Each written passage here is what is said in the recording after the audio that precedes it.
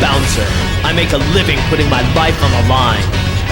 Let's Remember is all about looking at cult classics and wonderful oddities.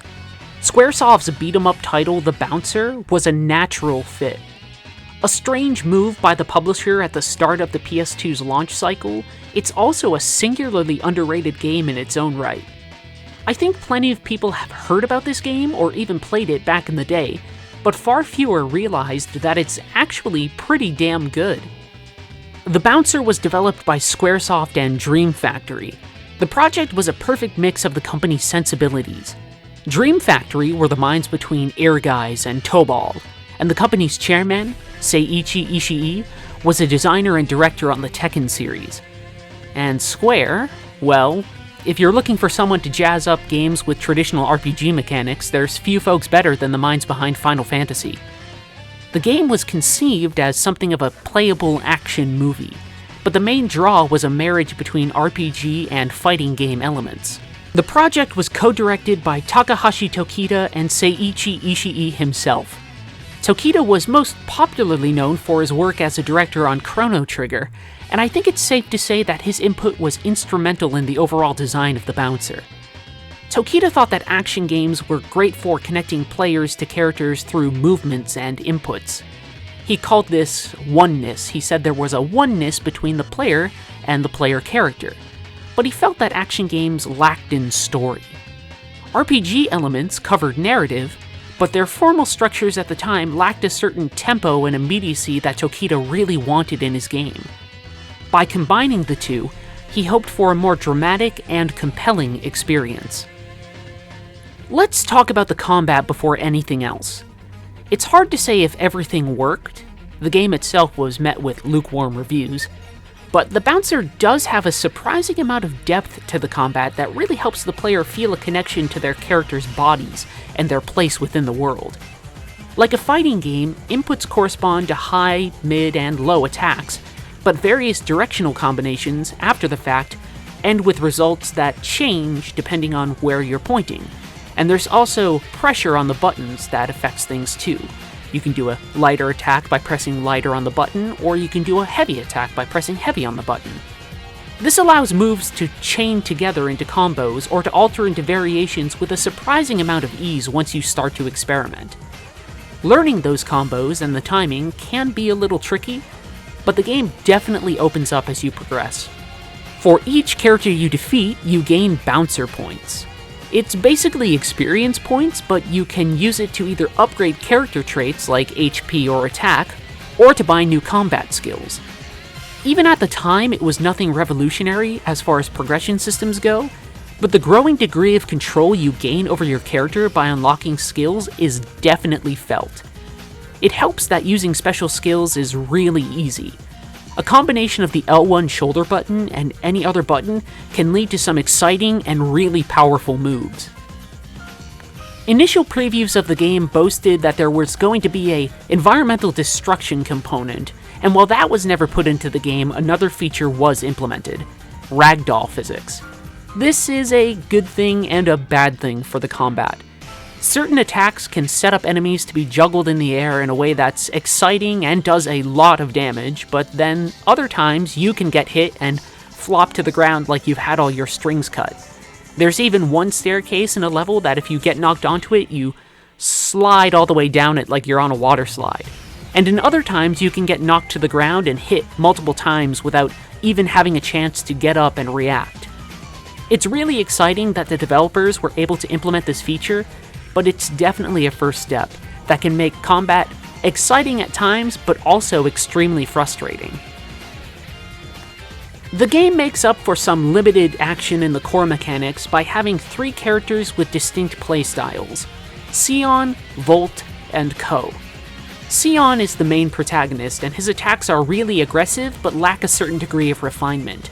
They can be powerful, and they're excellent for controlling the space around him and getting enemies where you want them to be, but when you finish, you're open to retaliation.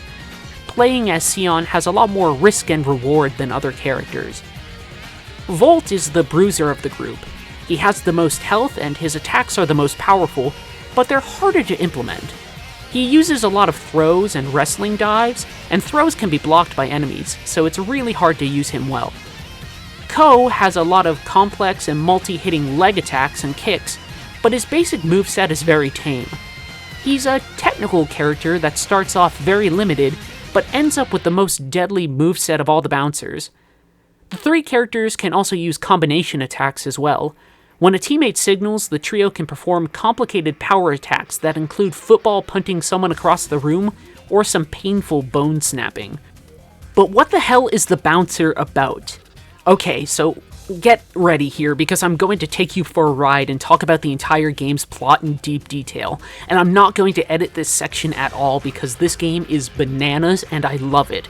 And it's not even really good at editing and managing itself. It's messy and complicated, so if I'm going to talk about it, I'm going to be messy and complicated too.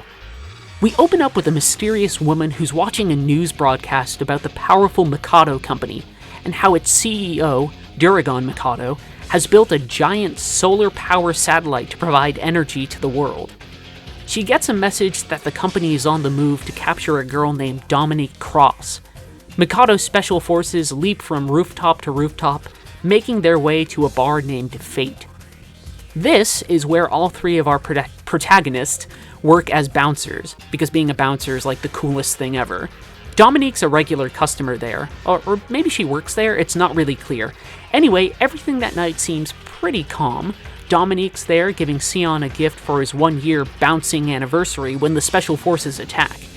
And here's where the game gets pretty fun. During any scene, you can select who you want to play as with some differences along the way. There's a fair amount of branching in this game. Combinations of characters affect the story in different ways. For instance, after Dominique is kidnapped by the Special Forces, Ko makes a phone call to his partner Leanne to see how the heroes are going to get to the Mikado Corporation building, but you only hear that conversation if you play as Ko. It diversifies the story and puts a lot of things in perspective. You see, Ko's some type of spy who was supposed to look over Dominique, but he's also calling Leanne from the beginning of the game for some backup. These bits of pieces of story encourage multiple playthroughs as all the characters in order to get a clearer picture. So the trio is on their way to the train station, and they stop for a confrontation in the city's central plaza with a bunch of goons, and they stop for a moment and they see this mysterious panther. And don't worry, we'll get to that later, but yeah, there's just like a panther that shows up. The gang makes it to the train station, where they fight to get on the train. There's some small divergent stuff here too. If you take too long, the train starts to leave and Sion has to jump for it. There's a small change there, but it's enough to enjoy the game and put some urgency to the combat. On the train, they run into Echidna. She's a Mikado agent with some history with Volt that we don't learn about quite yet.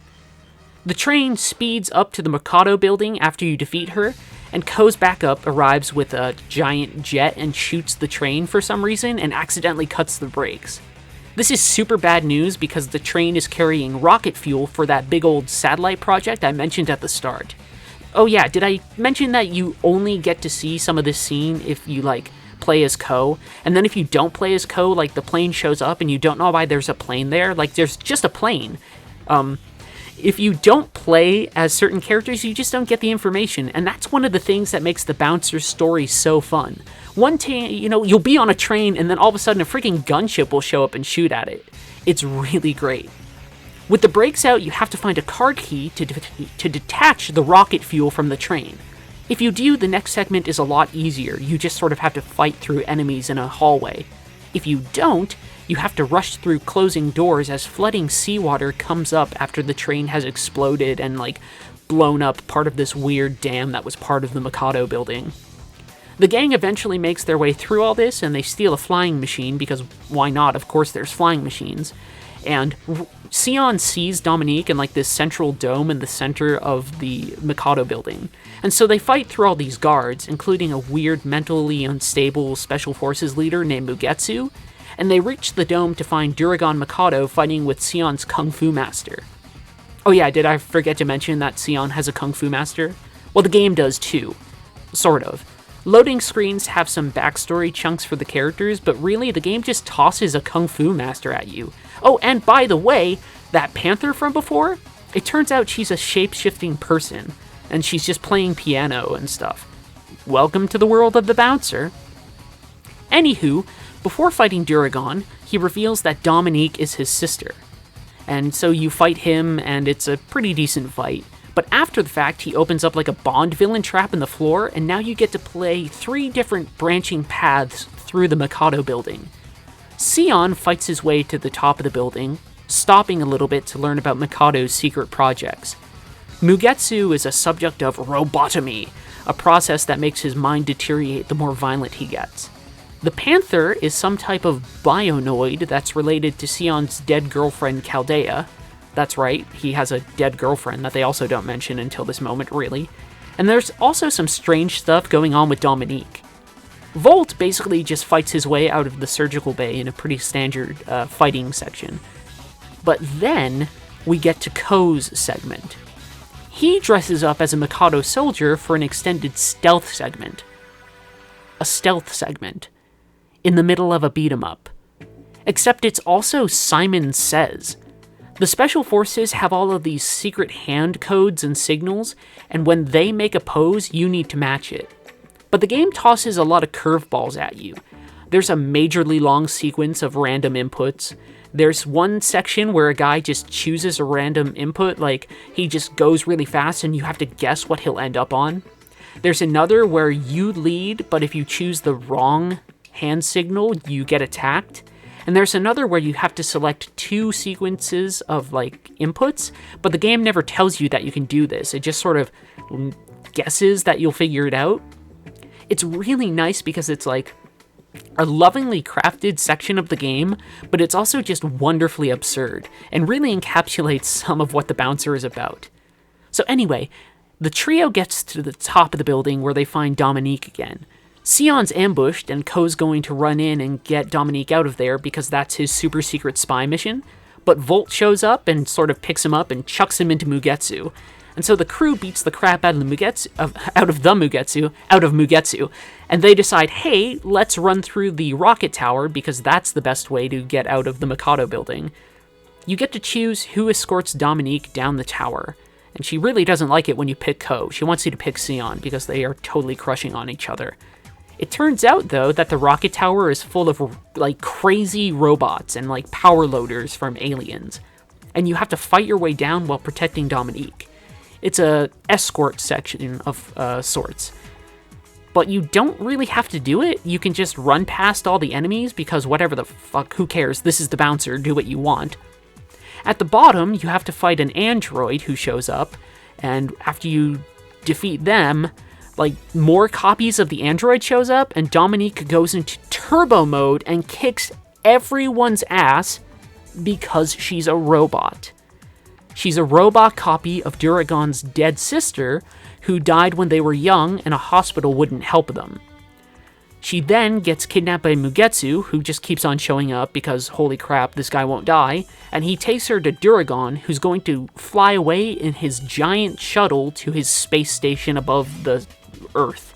Like, the game just doesn't stop, it keeps on going and going. Oh yeah, and Volt used to be the bodyguard to Duragon's father. There's one last fight with Echidna that reveals that she was the one who framed Volt for assassinating the Elder Mikado, and then there's a, like, not a 5-minute long, but like a 3-minute long FMV sequence of the shuttle launch, where Duragon's shuttle is going into space, because this was a early title for the PS2, and they wanted to show off FMVs a lot. Leanne shows up, and there's a big dogfight, and then there's one last Mugetsu fight where he dies the most glorious death ever, being burned alive by the, well, burned to death or whatever, by the giant shuttle's engines while he's falling through the sky. It's amazing. The gang makes it on the ship, and Duragon's up there using Dominique's robot brain to fire solar beams at the Earth, especially the hospital where the real Dominique died. So here's where, like, at the end, we reach a lot of branching. There's a fight against Chaldea, and depending on what route you've taken, Sion can fail to recognize her, realize it's her before Duragon kills her, or recognize her while she sort of stays behind to recover. The Duragon boss fight is amazing. It's a real test of all of your skills. It's 2 phases by default, and you don't carry your health, you don't recharge your health between the fights, so you really have to be on guard. And if it's your 3rd playthrough or later, he gets back up for one last fight, where he just gets a magical dragon tattoo that burns into his back and makes him super tough. It's really wonderful stuff. It's one of my favorite end bosses to a game ever. So Dominique is rescued, and now the shuttle is going to ram into the satellite that generates the solar power for the giant energy beam. And depending on what happens on your story, you find out how to get out of there. Either Dominique tells everybody to get to the aft section, which will detach and head back to Earth, or Chaldea can do it, but sacrifices herself to save Sion, or Leanne can call up the bouncers and tell them what to do. If you've played as Ko throughout the game, you have a bonus boss against Leanne where she tells Ko to keep on watching over the target. Sion can get a flashback fight against his master, but I've actually never unlocked that. Volt doesn't get too much, but there's a bonus scene where Echidna shows up to the bar to see if she can be a bouncer too, because bouncing is just the best job ever. The story ends and the credits play a soft and jazzy love ballad. It is good stuff.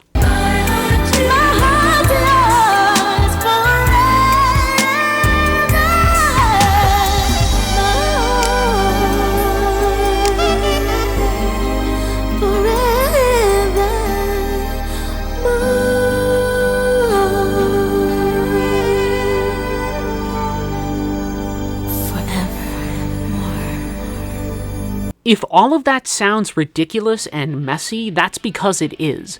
But there's an amazing amount of charm to how unabashedly confident the bouncer is with its story, and that charm is backed up with solid gameplay and even better presentation. First off, the game is remarkably well animated, allowing for characters to come to life in cutscenes in a way that even modern AAA titles today struggle at. Something as small as running animations are really damn good, and there's a lot of subtlety to facial animations, particularly for the time. It's all tied into the gameplay as well. Fights can erupt into great bits of action choreography thanks to an intense amount of detail put into every single maneuver. The development team has gone on record to say that learning the new tech was daunting and difficult, but by the look of the game, you would never notice. On top of it all, the game employs a glowing filter and a lot of depth of field tricks that give the game a smoothness that you might attribute to techniques like anti-aliasing, but are really just a result of clever presentational gimmicks. The game also exudes a lot of style. The characters are designed by Tetsuya Nomura. You might have noticed that Sion looks a lot like Kingdom Hearts' Sora. However, the designs are amazingly diverse and among Nomura's best. Everything pops, and characters have clear personalities based on their visual design alone. Mesh this together with a solid soundtrack by Noriko Matsueda and Takahito Eguchi, and you have a game with a lot of flash. This composer pairing is of particular note here, because they would later go on to do the high-energy soundtrack to Final Fantasy X too. Eguchi also ended up doing a lot of Sonic the Hedgehog titles. It's a really exciting pedigree that's fully on display in the Bouncer. The game is also really robust for what's basically a giant tech demo. There's a full multiplayer mode here that can support up to full players with the PlayStation Multitap, but also has computer opponents that can be used in lieu of human competitors.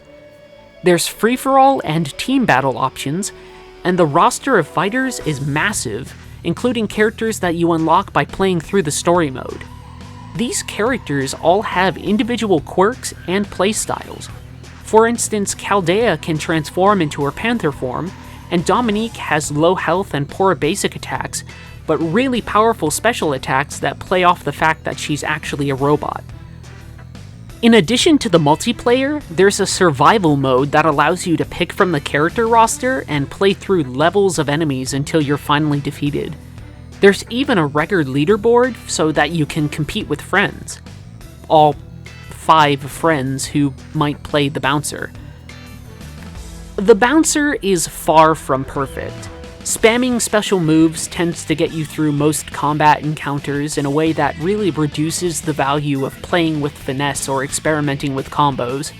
The controls are really obtuse at first, and the story is downright impenetrable unless you're willing to commit yourself to multiple playthroughs. And as much as I like those extra bonus features like multiplayer and survival modes, you won't be playing them too often unless you get really bored. But still, the game has a real sense of self that's allowed it to age surprisingly well. For those in doubt, I highly recommend getting a copy, and for those of you who are a little unsure about revisiting it, I think you'll find another PlayStation 2 gem that took a hell of a lot of risks. I loved replaying it, and I think that's really what this game is all about.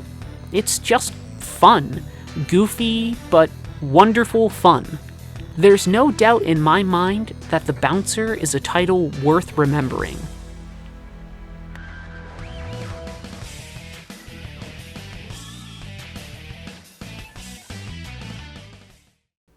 And there you have it, ladies and gentlemen. That is our next episode of Let's Remember. I got to play The Bouncer. I got to talk about The Bouncer. It is ridiculous, it is fun, it is wild, it is one of the things that makes Generation 6 console games so great, and I hope that you were able to enjoy it by proxy by watching this video. If you enjoy these videos, you can become one of my fine patrons. All of my patrons are being listed right now. Here's a name, and there's a name, and there's a name. These people make this video possible. It's through their donations and support that I'm able to maintain equipment and get games and do all sorts of stuff. If you are interested in supporting these videos or my critical videos, please click right here. Every little donation and bit of support helps. I really appreciate it. There are perks and benefits. You get to see videos early. You get to sometimes choose what the videos might be about. All sorts of stuff. So thank you again for watching, and I will see you in the next video.